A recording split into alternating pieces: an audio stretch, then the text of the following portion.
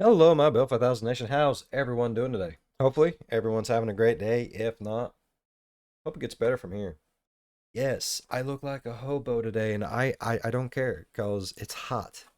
I'm comfortable. It's hot, but I'm comfortable. And that's what matters. Whew. All right, we are back with another That Chapter. This one was actually requested by a subscriber. It is titled Pigs Gotta Eat, The Disturbing Case of Susan Monica. Now, we have actually seen this story in a Mr. Ballin video in a few months, but and I always love hearing stories through other channels because they all come from different angles, different perspectives, and sometimes you just learn more too. I really enjoy it. So hopefully you guys are excited as I am for this one. Go ahead, turn the lights down low, put on something comfy, cut up with something special. Let's get traumatized because if I'm not mistaken, this story was a little fuckered, a lot fuckered, a whole lot of fuckered. Hey you, and welcome. My name Hey, is Mike, Mike. and in this whole video, we're gonna talk about stuff. Like what exactly? Yeah. You saw the title, me more. This one takes us to Oregon, so look forward to that. The great outdoors, specifically the Pacific Northwest. Sure, why not? Pigs, you bet we got oinkers for days in this one, and a farm run by the enigmatic, and I mean enigmatic, other than her date Oh, of that's birth. beautiful. I couldn't double source any information about her before 2014, and her name is Susan Monica. It wasn't really run, because the whole place, as you'll see, was a dump. But then again, it's a pig farm, so I suppose it kind of has to be. So, yeah. Let's, stop kicking the tires, give it a go. Give her a go, Mike. Oh. Hopefully we hear some things that we didn't get to hear in the Mr. Ballin version of it. Like, I really enjoyed So let's that begin aspect. by setting the scene of our story. It's set in rural Jackson County, Oregon. Is that our first story set there? Great. Jackson County is situated in southern Oregon, right by the California border, home to about 220,000 people. According to the Jackson County, Oregon YouTube page, it is, quote, one of the most beautiful and livable, always a bonus if a place is livable, areas of the Pacific Northwest. Hey, get a load of this, if not the country. Setting the bar pretty high there, Jackson County, Oregon YouTube page. Don't write checks your ass can't cash. It does look beautiful, I'll allow it, but livable, Oh, fuck. not for some of the lads in this story. They grow a lot of the devil's lettuce there, off to a good start, and it is home to That's why it's so beautiful. Everyone's just fucked out of their gourd. Hell yeah. some attractions. Not Susan Monica's pig farm, no. But how about the world's only, that we know of, Bigfoot trap?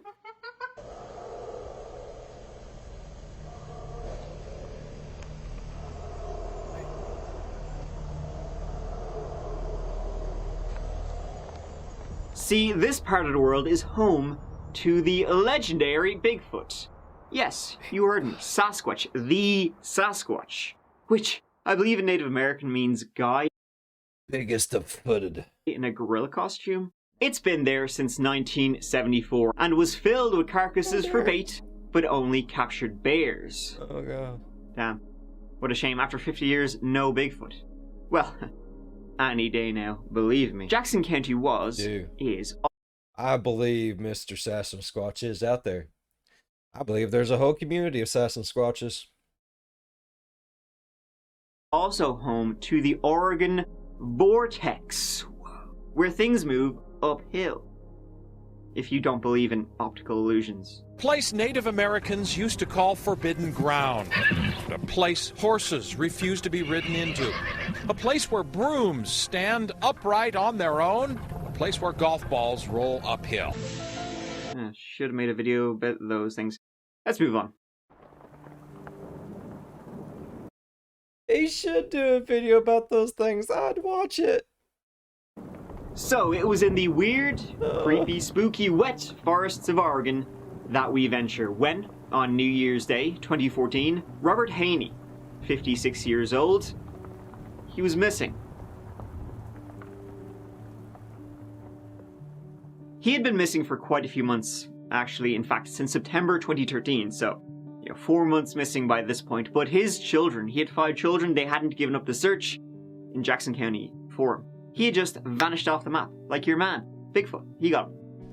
The last place he was on Susan Monica's farm. Robert had worked there as a handyman, and he had also rented a spot for his trailer from her too. This was in Wimmer, an unincorporated community of less than 1,000 souls, nestled deep in the mountains not far from the infamous Vortex. X-Files theme music, and so on.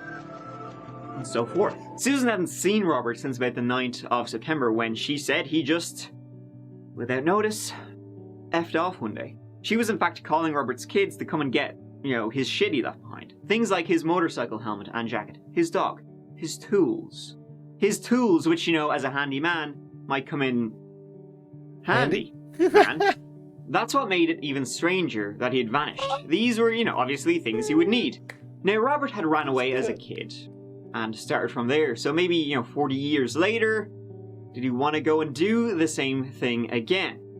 Kinda, if you squint. See, Robert was divorced, had 5 kids, and after they flew the coop, he sold his house, bought a trailer, and was traveling about, working where he could, living free, no banks, no bills, no cell phone, just traveling around. The only thing he actually had was an Oregon trail.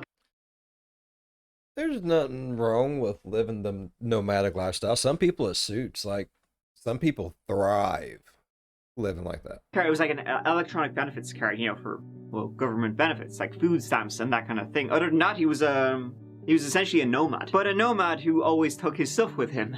So it was an ad on Craigslist that brought him to a pig farm. Even nomads have to make a living when they get to someplace new. There should have been red flags with anyone whenever they seen that he left. For one, his animal. Like, you're not going to leave your dog behind. That's probably been his buddy on many a travel. In Wimmer, a farm owned by Susan Monica. The pig farm in Oregon was supposed to be a new beginning for Susan Monica. A nice quiet one away from the big smoke. There, she could live off the grid, no electricity or running water even. She was as rough as a bear's arse. So that would suit her down to the ground, out there in the real world away from your technology, man, and so on and so forth. And so she lived on 20 acres she had purchased.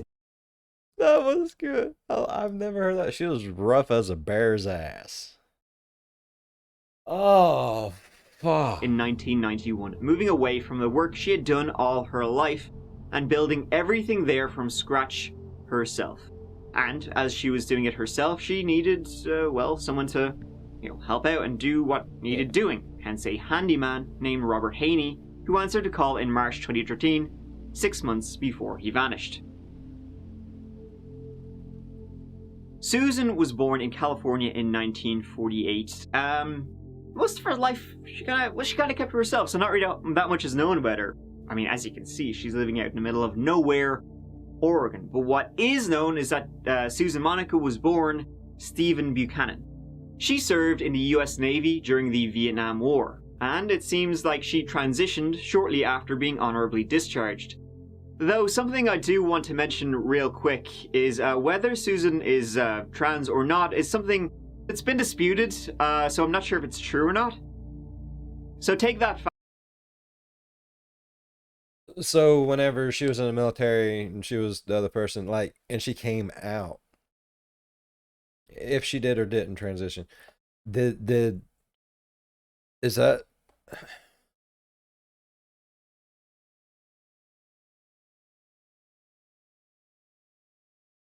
a surgery that the government would pay for, and like to where they would be able to know for sure? Like, if there's a receipt, like if someone paid for it, like there's gonna be proof. You know what I mean? Fact with maybe a pinch of salt. It's not important to the story, but it really does go to show how little we know about Susan Monica. After the military, she sort And whenever he changed his name and became her, did she legally go down, have her name changed, and become this person, or did she just start calling herself this and introducing herself this when she moved into someplace new, and just like, hi, I'm, instead of, of stayed in the same field, becoming an engineer and working on submarines in the Bay Area. After this, she sort of had enough of that life and decided to up sticks and move out to them. For money, she raised pigs and welded fences, starting up White Queen Construction. But other than that, she avoided people as much as she could. oh shit, she had a construction company too? I thought she was just a farmer. See, we get a little bit more information whenever other people tell us. I don't know, Mr. Ballman. I forget a lot of things. It's okay though. It's perfectly okay. It happens. But she couldn't avoid the police, who came knock knock knock and following up on, the missing persons report filed for one Bob Haney. One thing Bob's children told the police was that he drank a lot, or had started to recently. This was due to a family incident that had happened not long before. A family member had been assaulted, and this is how he was dealing with it. This had turned the likable Bob, he had turned mean in the weeks before he disappeared. And this was something Susan confirmed. She said that around the start of September, he came to her one day, essentially gave her some money, said, look after my dog. I got some business I gotta take care of. And then he left. Likely related to the family member who had been attacked. He was out for vengeance, it would seem. So the search for Robert Haney was on, and the police, they didn't have anywhere to start. He was like, he lived off the grid, this guy's a ghost. He had no cell phone, no bank, no nothing, and they called and searched for everything they could. The only thing that could be traced that Bob had was his electronic benefits transfer card. Right, for him getting food stamps, that kind of thing. They could trace when that had been used last and where it had been used. And it had been used in December 2013, 3 months after he went missing, down the road. It had been used at a Walmart in Grants Pass, less than a 30-minute drive from Susan's and the nearest big town. Maybe he hadn't gone far, after all. Maybe not. Because when the police went down to check the footage, it was Susan. Of course it was Susan. Using Robert's Oregon Trail card. She was using his EBT card because, why not? But that's also identity fraud. They also learned that after they initially spoke to Susan, she had pawned 2 rifles the very next day. So the obvious thing here we got is identity theft. Identity fraud. The even more obvious thing is that she knows more about what happened to Robert than she initially said. The law arrived on the 10th of January 2014 to confront her about her misdeeds and search the property. Yeah. Now, of course, she said Robert had left the EBT card with her when he left. Did he, though? They began a small search of the property for more clues about Robert Haney. Remember the story of... what's his face? Russell Tillis? You remember that one? It reminds me of that. It's like a Texas Chainsaw Massacre territory, a House of Horrors, that kind of thing. I mean, I can smell it through the footage, and that's not just because it's a pig farm. You can imagine a serial killer lives there. Yeah. Funny thing is, you don't have to imagine. Because while searching it and filming the property for police records, they just happened to wander across a leg. A human leg. They took Susan back to the police station with... Even when I heard it, Mr. Mullins, that gets me, hey man, I'm gonna go over here and videotape this for everyone. Okay, it reminds me of The Closer. The Closer. It's a TV show I used to watch with the old lady, and it was a lot like that. They had to go around and videotape everything to, basically cover their own asses because they dealt with high value crimes or whatever. And I mean, being that camera dude. It's like, hey man, I'm gonna go over here, videotape this stuff real fast. I'll be right back. All right. What is wrong with you? Man, I've been doing this. I ain't never seen none like that. Why is their leg just sticking up out like a noodle out of soup? I don't like it. Without telling her of their grim discovery. So this is then what she said happened, how it came to be a human leg just laying about on her property, you know, as you do. Hey. Or does. Or did. I'm sure, like out in the woods, that happens, right? When you're living off grid like that, the rains come and then the floodwaters and you know, things just it was probably someone who was attacked by a bear out in the woods, and then the rains washed it down, and then it just landed there. And there might have been more of it. I do have pigs. The pigs could have ate some of it.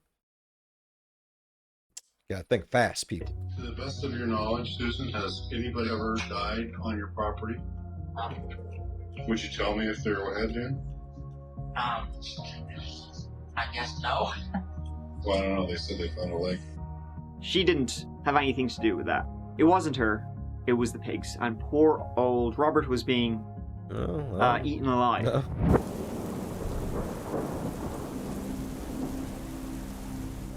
I don't know if I heard that before or not, but I don't remember laughing to it. Would you tell me if they did? Well, no.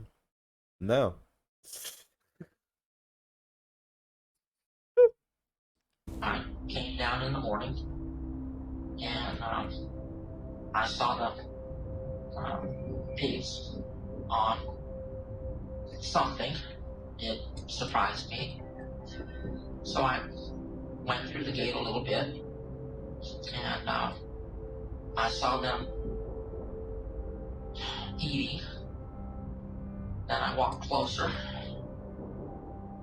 saw what was going on, took my hand and hit them to try to get them off. Oh. I saw that, he was laying there with his guts all over the place, that he was being eaten what I believed to be alive. Oh, I thought that I saw his arm move, and I did hear a little moaning. When I was unable to get them to move, I went up to my house and I got my gun and thought I'd put him out of his misery. I do that. I really don't remember hearing that. Like, did I hear that? Did I hear that before? Am I tripping balls? Or, I mean, like, I know we heard it, but did we hear her saying it? Because it just sounds worse when she's saying it, bro. Like, I don't know. I do that for my animals, and this was the first time I did it for a human being. What'd you eat afterwards? I wanted to know. That is quite a fate.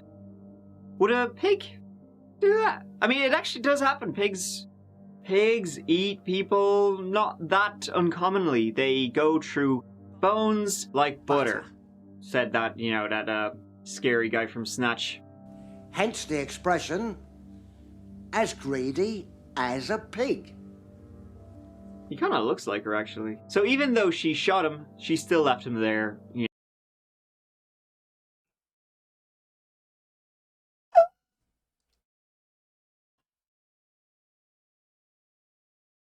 This is good.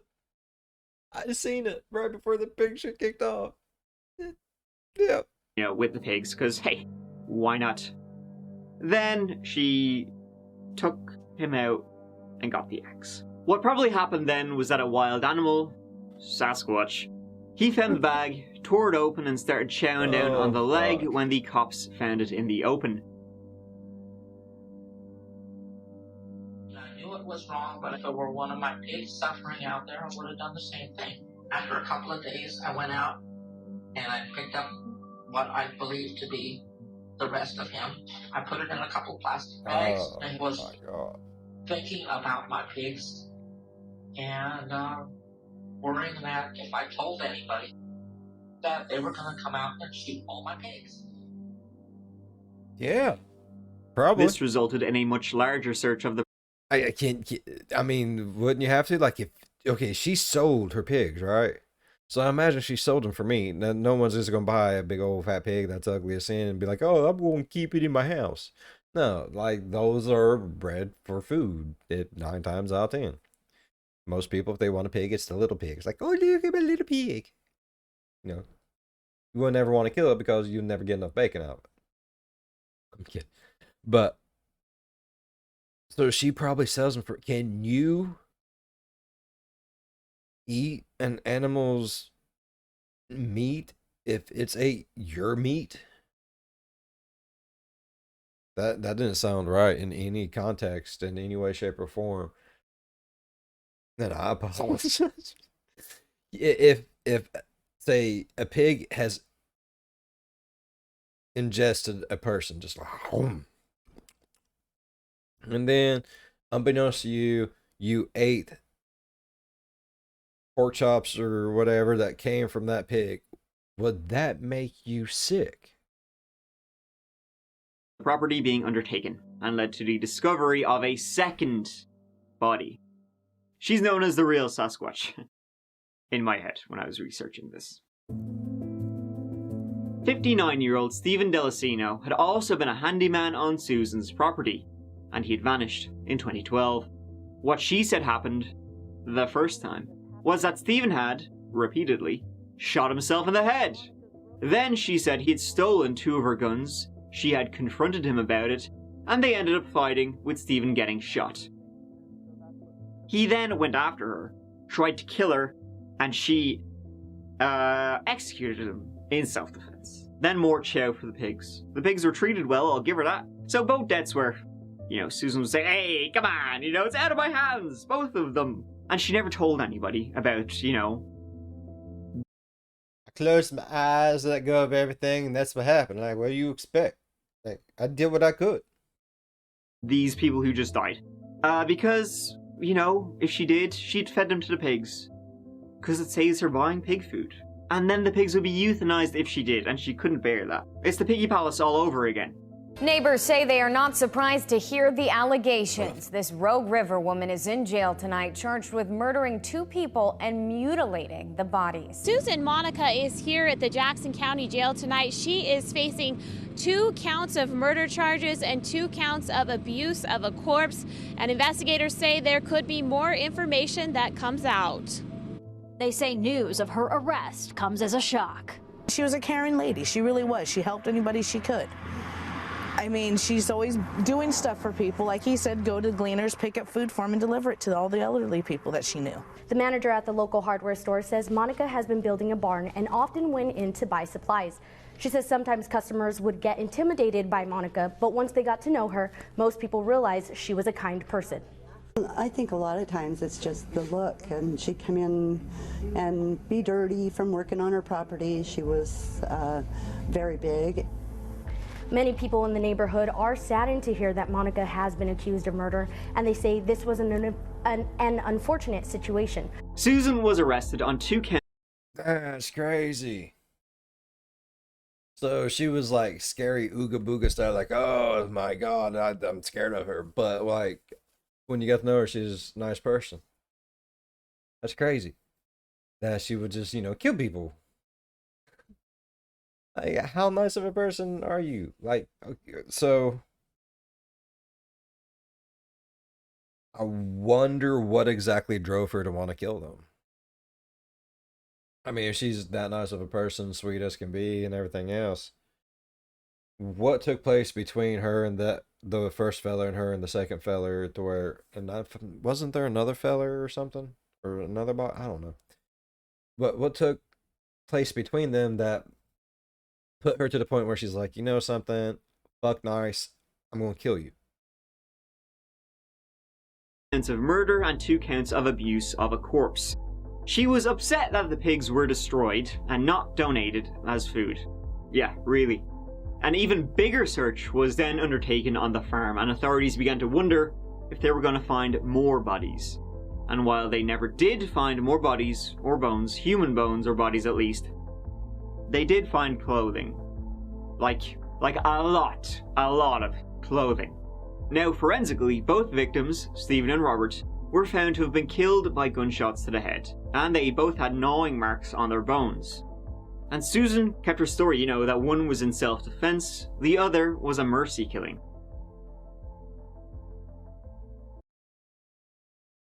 Okay, this is going to sound really probably stupid and ignorant of me, but is mercy killing a thing? Like, I know mercy killing is a thing, but is mercy killing a thing? Like, if there is no helping,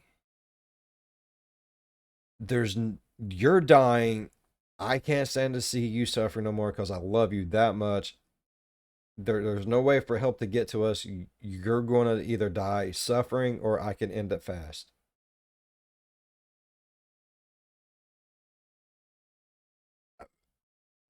Do you get in trouble for that?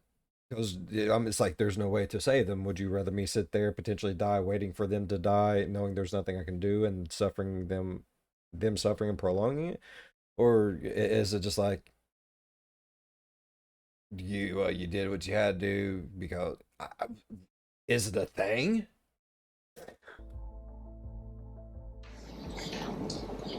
Not guilty pleas entered as to each count.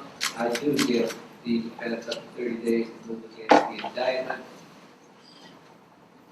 But at this time, I am also going to set a pre-trial. What do you want, about 60 days? That'd be great.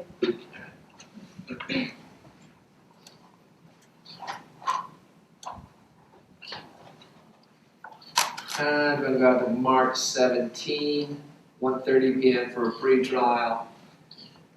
No bail.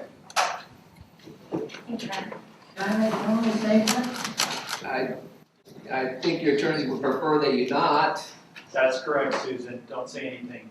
I would like the people of Rogue River to donate a small amount of money so that I can have my pigs butchered and the meat given to the Rogue River Community Center.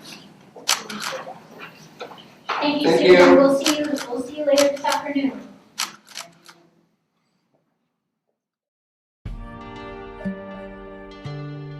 Susan went on trial in 2015. Although she had a defense team, she would act as an attorney herself, questioning the lead detective.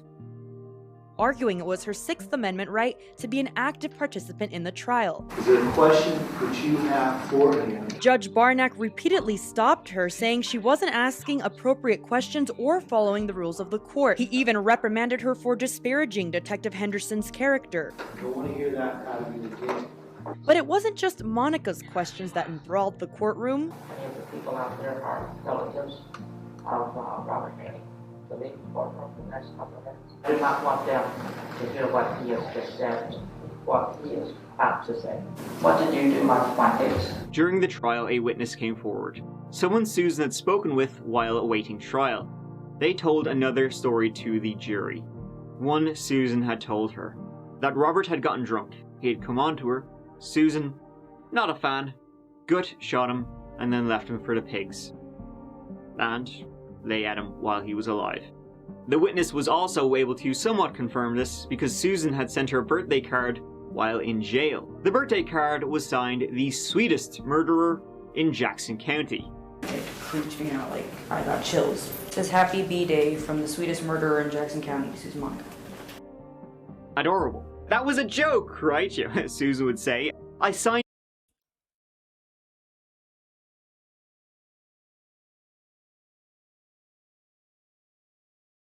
That was fucking ignorant. I'm not even gonna lie. The sweetest murderer. Okay. Okay. Can't be that sweet if you're a murderer, though, right? The sweetest murderer, sarcastically, Duh. It took the jury 1 hour to find her guilty of both murders. Anybody that can shoot somebody in the back of the head, feed with their pigs, and not think twice about it, not showing emotion, when the detectives show up to joke about it, joke about feeding animals to your pigs or feeding people to your pigs. That's cold. After 6 days of graphic and gruesome testimony, jurors made their decision in a little over an hour. Guilty. Prosecutors say the evidence presented and Monica herself had a major impact in the case. It was so strong because she was our most effective witness. She gave us hours and hours and hours of interviews. Monica all along claimed she was not guilty of murder. Rather, she claimed it was self-defense in Delacino's case and wanted to put Haney out of his misery. Jurors didn't buy it, neither did Haney's family. She was sentenced to life in prison. Susan still stands by what she said, self-defense and mercy killing, that she, really didn't do anything wrong. Just kinda wrong. Okay. She'll never get out. She's in her 70s now anyway. Haney's family sat through the trial listening to the gruesome details of his death. Monica says that's what she tried to avoid in the first place. I have a lot. As far as the family goes, we saw how upset they were. And that is the reason I did not say anything. But what's interesting is, what else did she get up to? On the farm. Isolated as hell farm. One detective said that she had allegedly told him that there was up to 17 more people that had disappeared on her farm. Now, digging through the rest of her farm, other than Stephen and Robert, they never found any more bodies. But there's a lot of wilderness out there. And that is the story of Susie Sasquatch. Thank you so much for watching. I really appreciate you taking the time to be here with me. Here, go on. I'll see you as always real soon in the next video. Until then, please take care of yourselves. Mike out. Have a good one, Mike. What if she really did kill a shit ton more people and they're just there's bodies scattered all over the woods? I don't know. Can pigs, what all can the pigs eat of the body? They can eat quite a bit of shit, right? Excuse me. This story always fucks my brain. Can you make sure that the meat from my pigs make it into the bellies of all the families around here that way? It just really touched my heart if we can make that happen. No, bro. No. We turned them into charcoal a couple weeks ago. It ain't happening. No, they're handled. Oh, I really enjoy getting different perspectives of it. It's amazing. We got more courtroom stuff and stuff. I love it. Thank you so much for the suggestion. Really, thank you. It was such a good story. If you guys enjoyed today's story as much as I did, please go down there and leave a thumbs up. If you're a fan of the spooky, scary, strange, deranged, and just weird ass shit that I do on this channel, think about subscribing. It's always something. As always, be good to one another. I'll see you on the next one. Bye-bye. Man, I'm glad I don't eat meat no more. I don't trust not a damn bit of it. Not a damn bit of it.